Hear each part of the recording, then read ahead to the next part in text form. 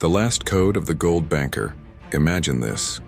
A storm rolls over the Atlantic like a furious black curtain, and on its waves drifts a wooden chest sealed with iron bands. Inside it lies the final secret of the richest banker of the American Gilded Age. A man whose wealth was so vast, Congress once asked if he controlled the nation itself. This is the story of George C. Francis, the forgotten titan whose gold empire influenced presidents, triggered riots, and carved a shadow across Wall Street that still lingers today. And it all begins with a code no one alive has ever solved. The man who could stop a nation. In the late 1800s, when New York smelled like coal and ambition, George C. Francis built an empire not from factories or railroads, but from pure gold. While Carnegie forged steel, Rockefeller refined oil, and J.P. Morgan shaped banking, Francis controlled something far more dangerous. He controlled the price of gold itself. American newspapers called him the king of the metal gods. Presidents feared him. Foreign governments negotiated with him. And ordinary Americans had absolutely no idea he existed. He made sure they didn't. The Shadow Federal Reserve.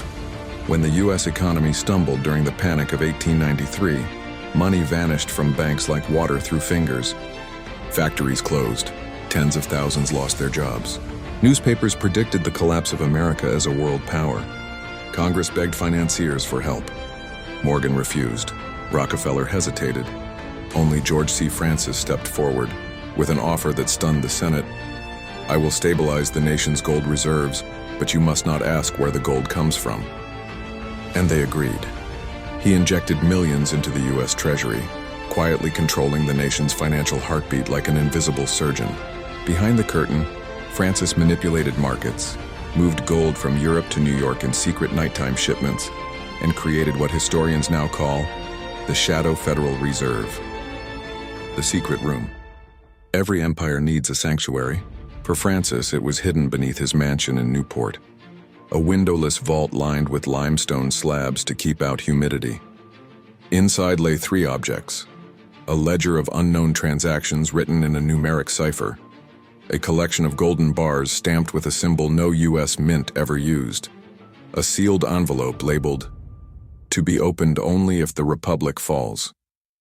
His servants whispered that Francis spent hours alone in that vault, running his fingers across the bars like a priest touching relics. Some believed he was laundering gold smuggled from collapsing European empires. Others claimed he held the private reserves of three monarchs who trusted him more than their own governments. But the truth was stranger. The woman who broke the wall. In 1902, a journalist named Evelyn Rhodes began investigating Francis for a story on political corruption. She was fearless, brilliant, and utterly underestimated by the Wall Street elite. She followed secret shipments, tracked coded telegrams, and eventually uncovered something explosive.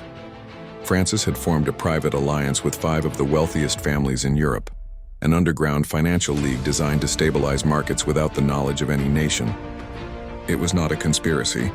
It was not a crime. It was something far more terrifying, a parallel financial world run by 6 men. Rhodes's discovery could collapse governments, so Francis invited her to meet him.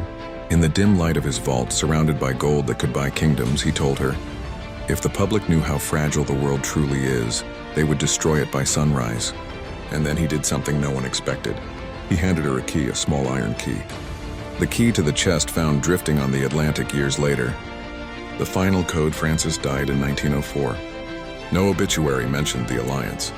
No historian recorded his hidden empire. But Evelyn Rhodes did not publish her findings. Not because she was afraid, but because she realized Francis had been right. Some secrets hold the world together. She locked everything. The documents, the gold origins, the coded ledger, inside that wooden chest.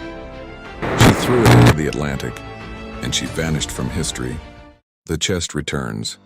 100 years later, fishermen off the coast of Maine pulled up a strange object tangled in their nets. A salt-bleached chest wrapped in seaweed and iron rust. Inside the ledger, the code. The unknown gold bars. The envelope addressed to the Republic.